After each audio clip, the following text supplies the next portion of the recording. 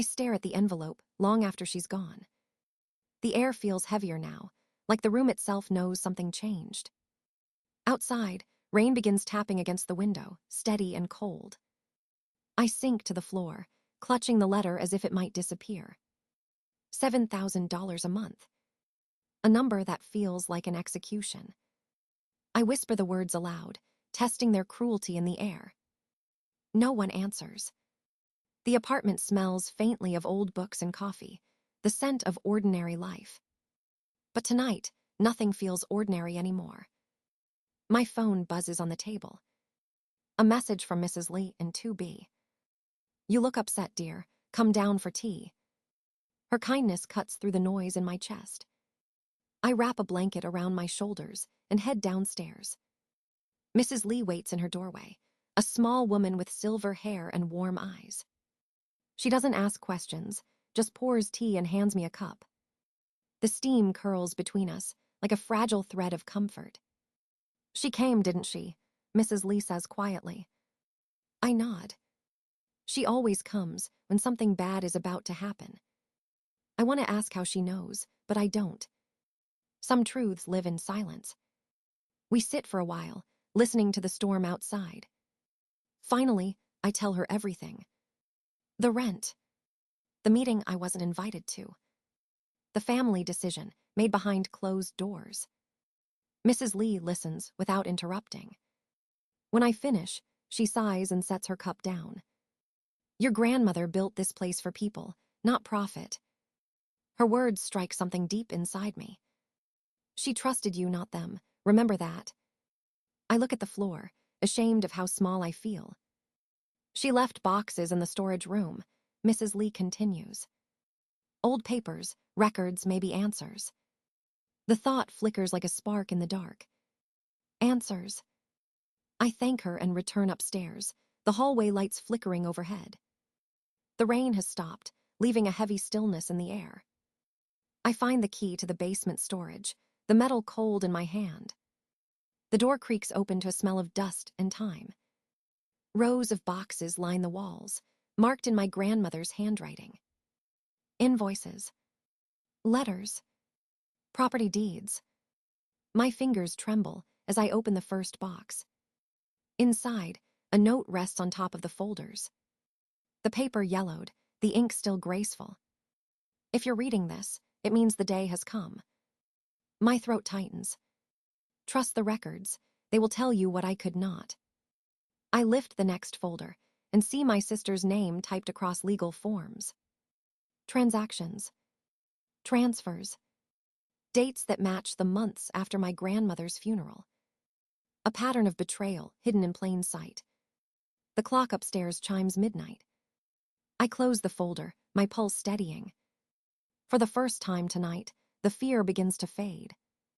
In its place, something sharper grows. Not anger. Not grief.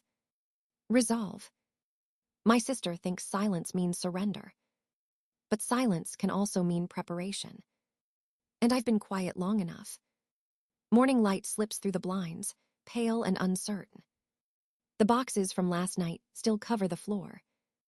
I barely slept, my mind looping through every document I found. The same names. The same dates. The same quiet theft. By breakfast, I've made a list of questions. Who approved these transfers? Why did no one notice? And most of all, why did my grandmother stay silent? I brew coffee and call the numbers scribbled in her handwriting. A man answers on the second ring, his voice rough with age. This is Mr. Tran, he says. I hesitate. My name is Lynn. I found your number in my grandmother's papers. There's a long pause. Then he sighs, the kind that carries memory. I was her lawyer, he says. I wondered when you'd call. We agree to meet that afternoon at his office downtown.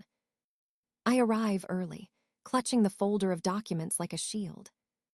His office smells of dust and cedar, books stacked in uneven towers. He studies me over wire-rimmed glasses, kind eyes but sharp mind. She trusted you, he says simply, and she prepared for this. He opens a drawer and slides out a thick envelope. Your grandmother established a private trust 3 years before she passed. I blink. What kind of trust?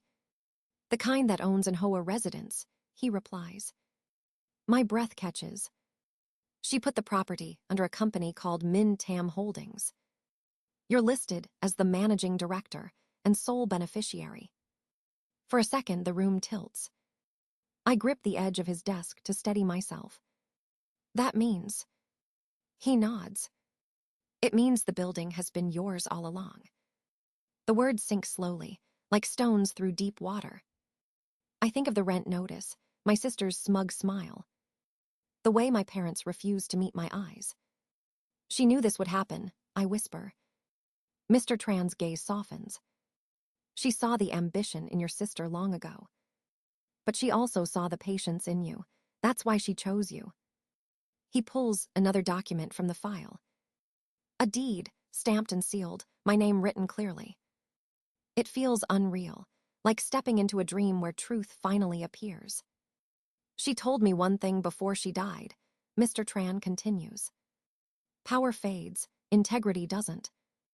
Outside, traffic hums and life moves on as if nothing monumental has changed. But inside, everything is different. I hold the deed, tracing my grandmother's signature with shaking fingers. She left this to protect the tenants, I say quietly. He nods. And to protect you from your family. The realization hits like a slow dawn. All those nights helping her with paperwork weren't chores. They were lessons. Every rent receipt, every tax form, every maintenance report. She wasn't teaching me bookkeeping. She was teaching me defense. I leave his office with the envelope clutched to my chest. The city air feels cleaner, the sky wider. For the first time in years, I feel something close to strength. This fight isn't about money anymore. It's about legacy. And I'm done letting my sister write the story alone. Sunday arrives heavy with silence. I dress carefully, choosing the same dark blazer my grandmother once wore. The family meeting is set for noon at my parents' house. The air smells of polished wood and tension. Everyone is already there when I arrive. TH letter 1EA30 stands at the head of the table, papers neatly arranged like weapons. Mother nods beside her, proud and blind. Father sits stiffly, arms crossed, avoiding my gaze. Cousins whisper, pretending not to stare.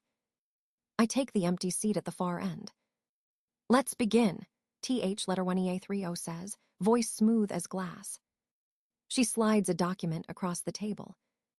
Tenant 2B is late on rent again. Will serve an eviction notice tomorrow. Her tone carries the certainty of someone who thinks she's untouchable. Actually, I say quietly, that won't be necessary. All eyes turn toward me. I open my folder and place the deed in the center of the table. Mr. TR letter 1EA7N steps forward from the doorway, his presence calm but commanding. This is the official property record for an Hoa residence, he says. Gasps ripple around the room. TH letter 1EA3, OS smile freezes. Mother frowns, confused. Father leans forward, disbelief written across his face. What are you talking about? TH letter 1EA30 demands. Mr. TR letter 1EA7N adjusts his glasses. Your late grandmother transferred ownership to Min Tam Holdings 3 years ago. Linh is the legal owner and managing director. For a moment, no one breathes. That's impossible, TH letter 1EA30 snaps. I handle all property affairs. There was no such transfer. I meet her eyes, steady and unflinching. You handled the paperwork after she passed. You never checked who you were working for. I slide another document toward her. Here's the company registration, signed and witnessed by the notary. Father's face drains of color. Mother covers her mouth. The cousins murmur, caught between shock and curiosity. TH letter 1EA30 laughs, brittle and desperate. You think a few papers make you powerful. No, I say softly, they make me responsible. The words hang in the air, heavier than any accusation. Mr. TR letter 1EA7N clears his throat. All rent changes, eviction notices, or management decisions made without Lynn's approval are invalid. TH letter 1EA3. OS hands tighten around her pen until her knuckles whiten. Mother finally speaks, voice trembling. Why didn't anyone tell us? Because you never asked, I reply. You trusted the one who talked loudest, not the one who listened. A long silence follows. Then TH letter 1EA30 stands, her chair scraping sharply against the floor. This isn't over, she hisses. No, I say, it's just beginning. She storms out, her heels echoing down the hall like gunfire. I sit back, the tension leaving my body in waves. Mr. TR letter 1EA7N closes the folder with quiet finality. Your grandmother would be proud, he says. Outside, the afternoon light filters through the curtains. Dust motes drift like soft confetti in the air. For the first time in years, I breathe without fear. But I know the peace won't last. TH letter 1EA3, O doesn't lose gracefully. She'll return stronger, sharper, more dangerous. Still, I no longer feel small. This house of secrets finally belongs to the truth. The days after the meeting feel unreal.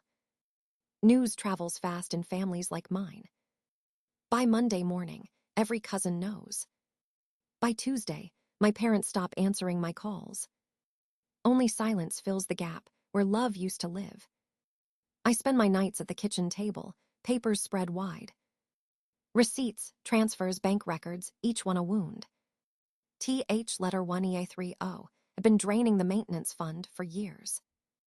$83,000 gone. Labeled as management overhead. I highlight every transaction, every date, every lie. Mr. TR letter 1EA7N helps me organize the evidence into files. We'll need it all, he says. She won't surrender easily. I nod. I already know that. By Wednesday, I receive a court notice. TH letter 1EA30 has filed an injunction. She claims our grandmother was mentally unfit when she transferred ownership. My stomach twists, a knot of disbelief and anger. She's attacking Grandma's memory, I whisper. She's desperate, Mr. TR letter 1EA7N replies, and desperate people are dangerous. We meet every day to prepare. He teaches me how to stay calm, how to let the documents speak. Every page tells a story she thought no one would read. The more I study, the stronger I feel. Each detail becomes armor. Each truth a blade. At night, Mrs. Lee visits with warm soup and quiet wisdom. Don't fight her anger with anger, she says. Win with patience. That's what your grandmother always believed. I try to follow that advice, but it's hard. My phone fills with messages from relatives. Some pity me. Some call me ungrateful. No one asks for the truth. On Friday, a reporter calls. TH letter 1EA3, OS story, has already hit the local paper. She says she's protecting family assets from exploitation, the reporter says. I hang up before I lose my temper. By Saturday, the whispers reach my building. Tenants ask if they'll be forced to leave. I gather them in the lobby, heart pounding. No one's losing their home, I tell them. Not while I'm here. Their relief fills the room like sunlight after rain. For the first time, I see what I'm truly fighting for. Not property. Not pride. People. That night, I receive an email from TH letter 1EA3, OS lawyer. She wants to meet, to resolve matters peacefully. Mr. TR letter 1EA7N shakes his head when I tell him. She's probing, looking for weakness, don't give it to her. So I wait. And while I wait, I build. Folders labeled by category. Spreadsheets tracking every misused dollar. Witness statements from tenants. Every piece of truth, aligned like a wall of defense. Outside, the city glows beneath a restless sky. Inside, I feel the quiet steadiness of resolve. TH letter 1EA3, O can twist words and signatures. But she can't twist the truth forever. This time, I won't just survive her game. I'll end it. The courthouse smells like paper and fear. Every step echoes too loudly on the marble floor. I clutch my folder tight, the documents shaking in my hands. Mrs. Lee walks beside me, her calm presence a quiet anchor. Inside the courtroom, rows of faces turn to stare. Tenants from Anhoa sit together, in the back, silent support. Across the aisle, TH letter 1EA30 sits poised, perfect as ever. Her lawyer whispers in her ear, a man with a sharp suit and sharper smile. My parents sit behind her, avoiding my eyes. The judge enters, and the room falls into stillness. Case 417, Anhoa Residence, Ownership Dispute. My name sounds strange when the clerk says it aloud. TH letter 1EA3, OS lawyer begins with confidence. Your Honor, our position is clear. The transfer was invalid. He gestures toward me as if pointing at a crime. Mrs. H, I letter 1EC1N was 82, medicated, and easily influenced. His words slice through the air, each one colder than the last. I look down, gripping my pen until my knuckles ache. When he finishes, the judge turns to Mr. TR letter 1EA7N. He rises slowly, every motion deliberate. Your Honor, he says, I represented Mrs. H, I letter 1EC1N for over 30 years. She was sharp, capable, and fully aware when she made her decision. He lifts a tablet from his briefcase. With the court's permission, I'd like her to speak for herself. The judge nods. The screen flickers to life, and my grandmother appears. Her voice fills the courtroom, soft, steady, certain.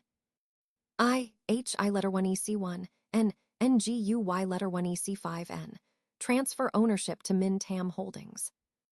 Her hands tremble slightly, but her eyes are clear.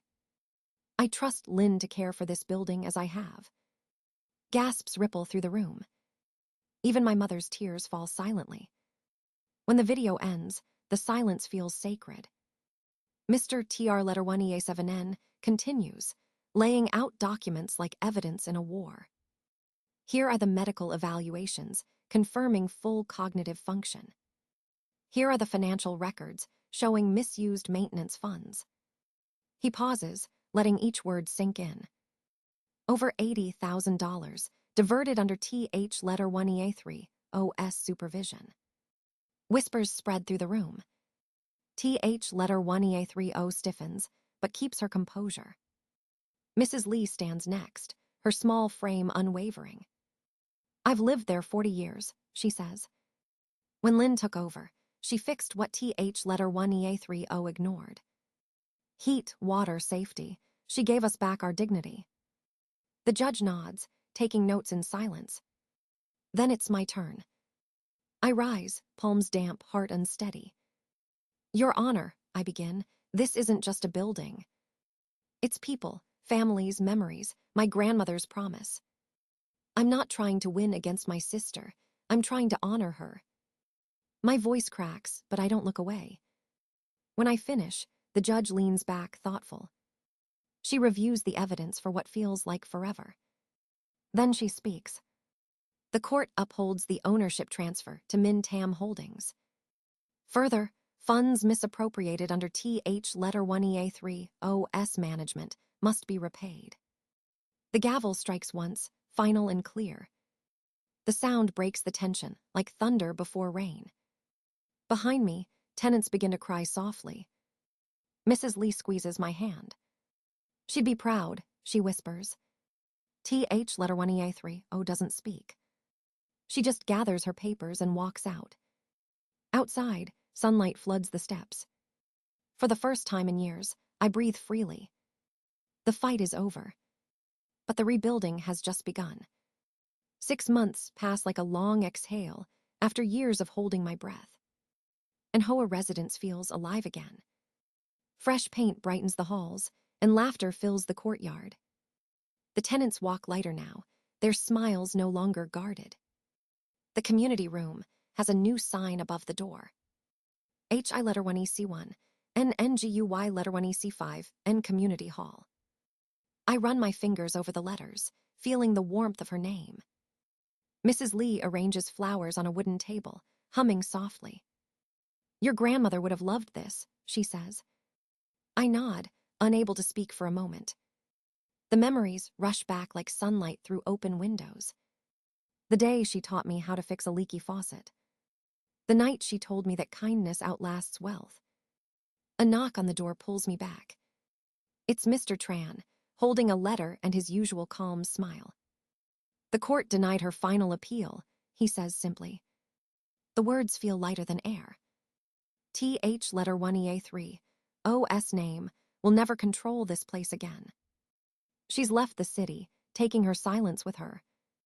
I thank him and hand him a cup of tea. He looks around the brightened hall and smiles. She built the foundation, he says. You finished the house. Outside, children chase each other in the courtyard. The sound of life replaces the echo of fear.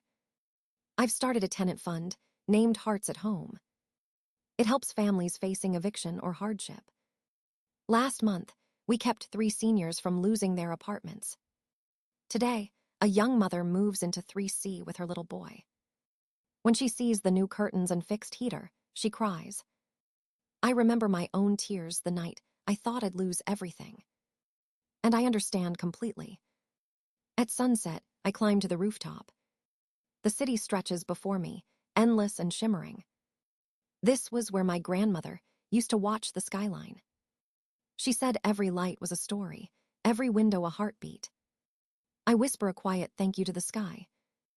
Below me, Mrs. Lee waves from her window. Her silver hair catches the last orange light of day. I wave back, smiling through the quiet ache in my chest.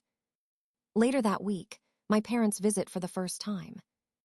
They look smaller than I remember, older somehow. Mother touches the wall, eyes glistening. Your grandmother would be proud, she says softly. Father nods, his voice barely a whisper. You did what we couldn't. I tell them it's not about winning. It's about restoring what was broken. They leave with a long hug that feels like forgiveness. As the evening settles, I sit by the window of my office. The building hums with quiet peace. A soft breeze carries the scent of jasmine from the garden. I think of Grandma's final note. Power fades, connection remains. Now I finally understand.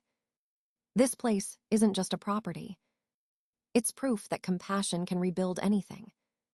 And for the first time in my life, I know I've become what she hoped I'd be. Home. A full year has passed since the trial ended. The building stands taller now, not in height but in spirit. Every window glows with the quiet rhythm of ordinary lives. I walk through the courtyard, greeting neighbors by name. Mr. Tran retired last month, but he still visits for coffee. Mrs. Lee tends her roses, the blooms brighter than ever. New families have moved in, drawn by word of hope. No one fears eviction anymore. The air feels lighter, the walls warmer. Sometimes I still see TH letter 1EA3 O across the street. She never waves, but she doesn't look angry anymore. Maybe peace finds everyone in time. At dusk, I return to the rooftop. The city hums below, golden and alive. I hold my grandmother's old key in my hand. It's worn smooth from years of use, still shining faintly. This was never about property, I whisper. It was about people and what we choose to protect. The wind carries her voice in memory, gentle, certain, kind. Connection outlasts power, Lynn. I smile through tears, watching the lights flicker on one by one. The legacy is safe now. And so am I.